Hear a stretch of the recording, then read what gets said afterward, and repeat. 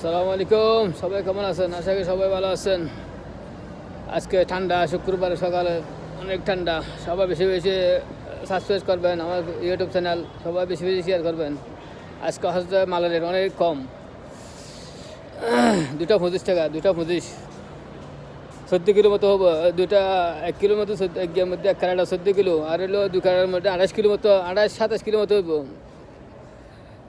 25 Real.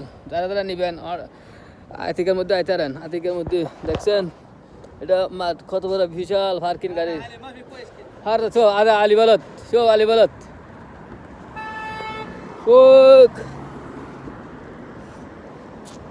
সবাই যারা যারা দেখছেন সবাই সাবস্ক্রাইব করবেন।